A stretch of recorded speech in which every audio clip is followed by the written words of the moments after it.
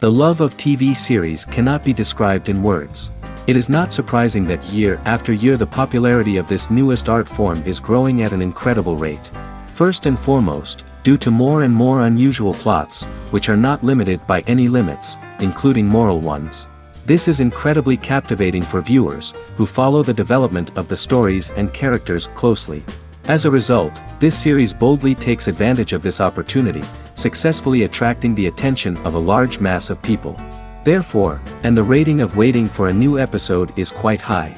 And it should be given credit, this does not happen from nothing, but quite deservedly. According to official sources, the new episode will be released in the very near future. The premiere show is scheduled for January 18th. We can only wait for the cherished date and make our own assumptions about the plot. The excitement around the series continues to build. And the amazing effects of the series will help you enjoy watching even more. And every viewer hopes to get the most out of the upcoming episode. Let's trust that it will live up to all of our expectations. And now, while we wait for the new episode, I offer you a brief review of other interesting series.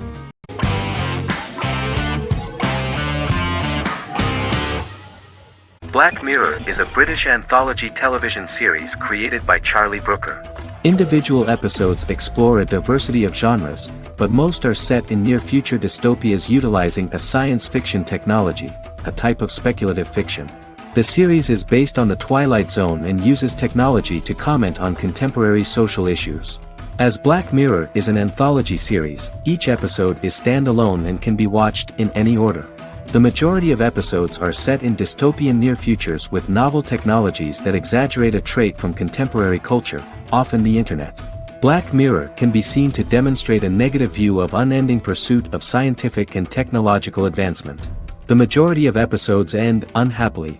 However, characters who carefully consider the risks of technology with which they engage are met with happy endings. The first episode received mostly positive critical reviews. Most reviewers found the episode plausible. Sims commented that every twist seems organic and every decision rational, leading the audience to overlook the insanity of the premise or any minor plot hole. The acting received a positive critical reception. Airing on December 4, 2011, the episode garnered 2.07 million viewers, according to 7-day figures from the broadcaster's Audience Research Board.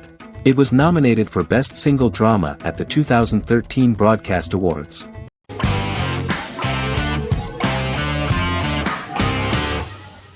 The Tenth Kingdom is an American fairy tale fantasy miniseries written by Simon Moore. It depicts the adventures of a young woman and her father after they are transported from New York City, through a magical mirror, into a parallel world of fairy tales. From the first episode, the series has won the hearts of millions of people around the world. In a hidden realm, fairy tale characters inhabit 9 magical kingdoms where an evil queen plots to rule them. She is held in a 4th kingdom prison. This kingdom is under the rule of Prince Wendell, the spoiled, arrogant grandson of Snow White. Weeks before his coronation ceremony, the queen enlists the help of the brutal Troll King and his 3 children to release her right before the prince makes his annual visit to the prison. Prince Wendell is captured by the evil queen, who is his wicked stepmother. She turns him into a golden retriever while her very own retriever is transformed into a facsimile of Wendell. In a panic, the transformed prince flees through the prison, stumbles across a mirror portal in the basement, and is transported to New York City. The Troll King orders his bumbling children Burly, Blabberwort, and Bluebell to bring back the escaped prince while the queen releases a half-wolf prisoner to retrieve him instead.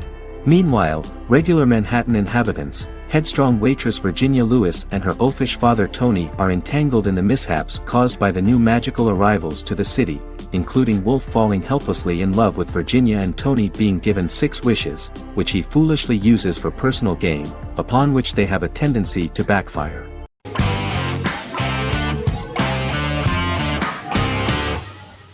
Squid Game is a South Korean survival drama television series created for Netflix. The series revolves around a contest where 456 players, all of whom are in deep financial debt, risk their lives to play a series of dangerous children's games for the chance to win a 45 billion won prize. The title of the series draws from a similarly named Korean children's game. Hwang had conceived of the idea based on his own economic struggles early in life, as well as the class disparity in South Korea and capitalism. Though he had initially written it in 2009, he was unable to find a production company to fund the idea until Netflix took an interest around 2019 as part of their drive to expand their foreign programming offerings. Squid Game was released worldwide on September 17, 2021, to critical acclaim and international attention. Around 2008, series creator had tried unsuccessfully to get investment for a different movie script that he had written, and he, his mother, and his grandmother had to take out loans to stay afloat, but still struggled amid the debt crisis within the country. Huang compared the character's situation in these works to his own current situation and considered the idea of being able to join such a survival game to win money to get him out of debt, leading him to write a film script on that concept throughout 2009. Immediately the first episode impressed millions of viewers. Song Ji-hun, a divorced father and indebted gambler who lives with his elderly mother, is invited to play a series of children's games for a chance at a large cash prize. Accepting the offer, he is taken to an unknown location where he finds himself among 455 other players who are all deeply in debt. The players are made to wear green tracksuits and are kept under watch at all times by masked guards in pink jumpsuits, with the games overseen by the front man, who wears a black mask and black uniform. Squid Game was considered one of the latest examples of the growing trend of popular South Korean media to gain international attention since the late 2010s, similar to popular Korean pop bands like BTS and Korean dramas and films like Parasite.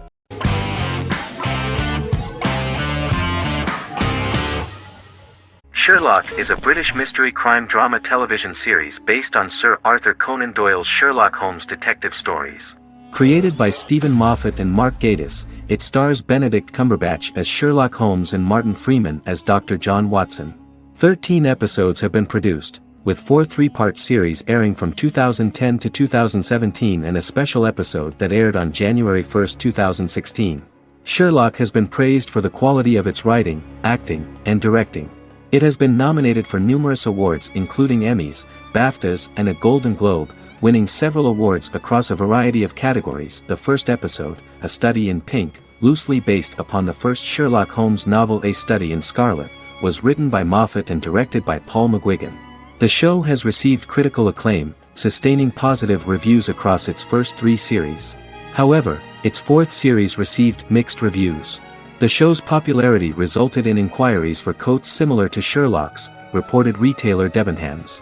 Garment manufacturer Belstaff put the wool trench coat worn by Benedict Cumberbatch back into production before the series had ended. According to overnight data provided by the broadcaster's Audience Research Board, the highest overnight figure from the first series of Sherlock was 7.5 million for the opening episode, A Study in Pink, whereas the second series averaged over 8 million viewers.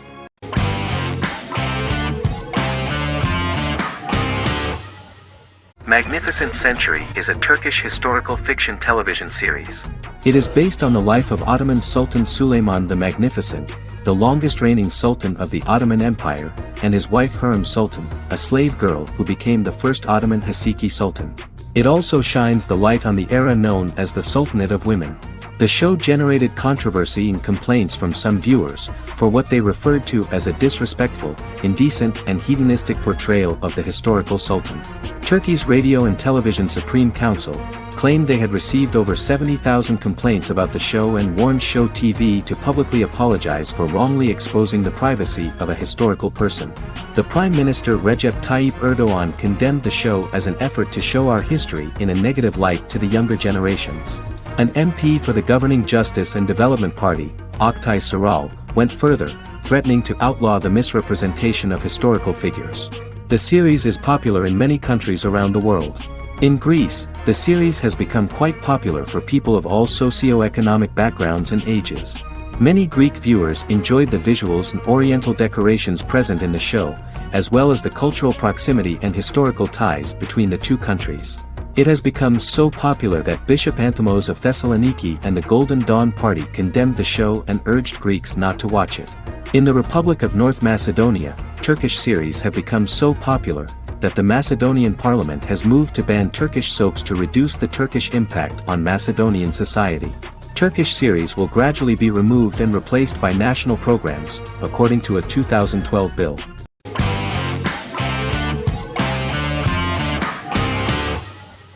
The X-Files is an American science fiction drama television series created by Chris Carter. The series revolves around FBI special agents Fox Mulder and Dana Scully, who investigate X-Files, marginalized, unsolved cases involving paranormal phenomena. The X-Files was a hit for the Fox network and received largely positive reviews, although its long-term story arc was criticized near the conclusion. Both the series itself and lead actors Duchovny and Anderson received multiple awards and nominations, and by its conclusion the show was the longest-running science fiction series in U.S. television history. Duchovny had worked in Los Angeles for 3 years prior to The X-Files. At first he wanted to focus on feature films.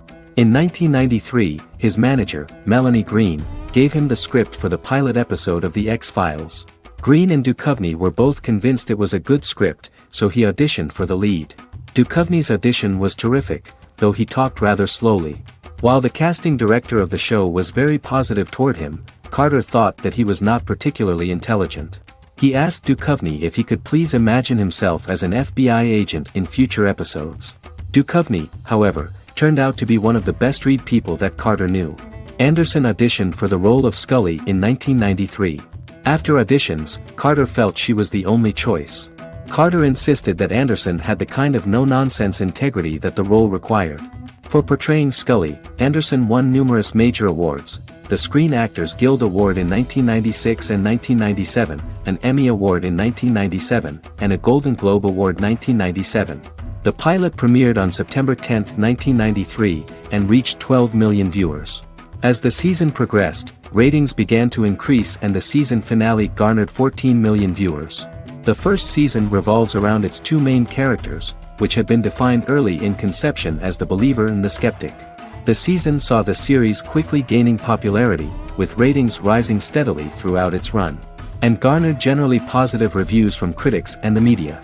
It helped to make stars of its two lead roles, and several of its taglines and catchphrases have since become cultural staples.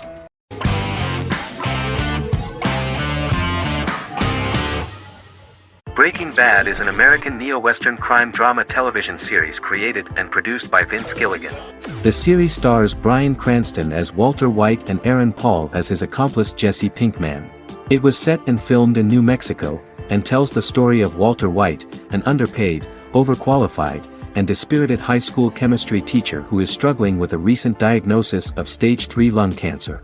Walter turns to a life of crime, partnering with his former student Jesse Pinkman. Since its conclusion, the show has been lauded by critics as one of the greatest television series of all time.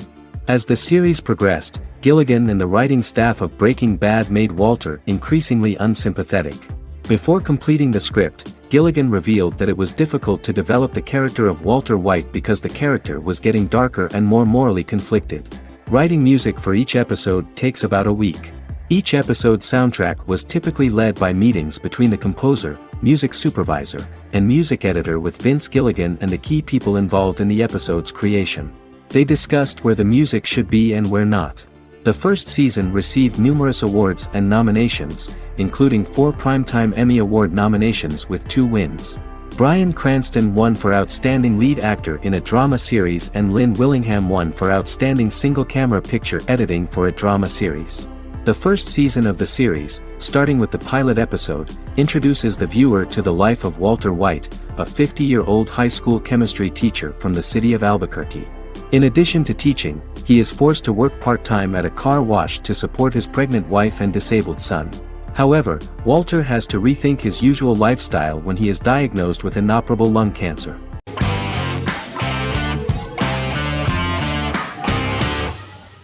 The Office is an American sitcom television series. Based on the 2001 to 2003 BBC series of the same name created by Ricky Gervais and Stephen Merchant, it was adapted for American television by Greg Daniels.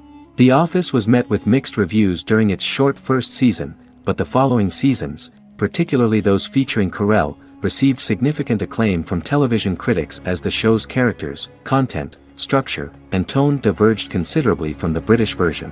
This season introduced the main characters, and established the general plot, which revolves around Michael Scott, regional manager of the Scranton branch office, trying to convince the filmmakers of the documentary that he presides over a happy, well-running office. Meanwhile, Sales rep Jim Halpert finds methods to undermine his cubemate, Dwight Schrute. Receptionist Pam Beasley tries to deal with Michael's insensitivities and flubs, and temporary employee Ryan Howard is acting mostly as an observer of the insanity around him. The first episode received largely mixed reviews from critics. After the first episodes, critics thought The Office would be another failed remake of a British comedy. Despite these criticisms, the remainder of the season earned mostly positive reviews among critics. The filming process is organized in such a way that the series took the form of a kind of reality show. Most of the dialogues in which are built on improvisation, and the actors do not know where the camera is at the moment. The first season was filmed in a real office. During the second season, NBC moved filming to a special studio that replicated the setting of the first season, including plaques and testimonials hanging on the walls. A detailed script was written for each episode of the series, but the actors were always given the opportunity to improvise. In early episodes, the camera crews were limited primarily to office space, but as the show expanded, the characters' personal lives were included, and the cameras took on the ubiquitous, even haunting function of making a character's entire life available to the viewer. Cameras begin to accompany the heroes from the office and to their homes.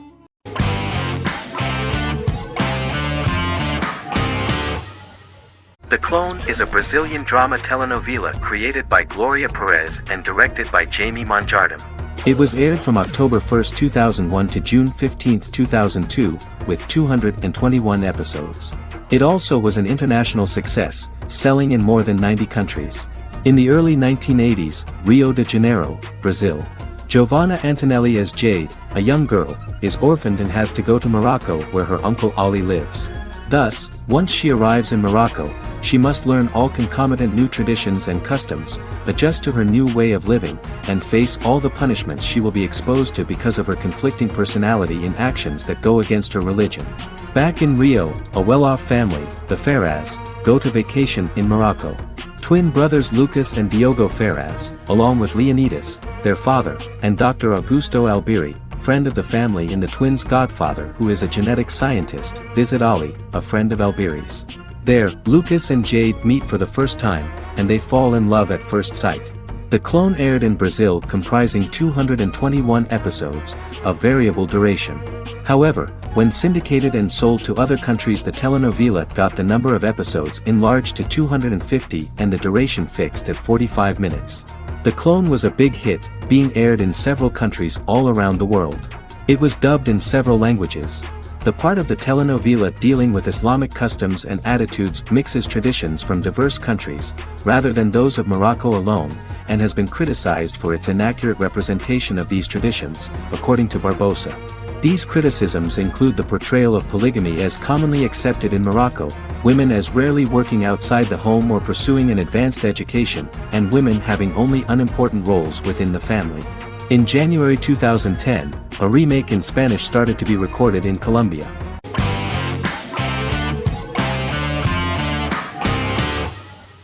Lost is an American drama television series that aired on ABC from 2004 to 2010, over 6 seasons, comprising a total of 121 episodes.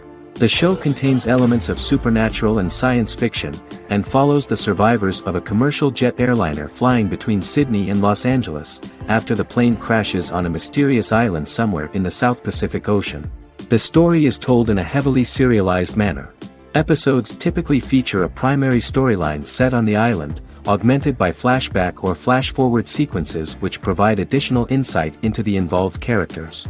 Developed as a television adaptation of the 2000 Tom Hanks film Castaway, Lost was created by Jeffrey Lieber, J.J. Abrams, and Damon Lindelof, who share story writing credits for the pilot episode, which Abrams directed. Throughout the show's run, Lindelof and Carlton Cuse served as showrunners and head writers, working together with many other executive producers and writers.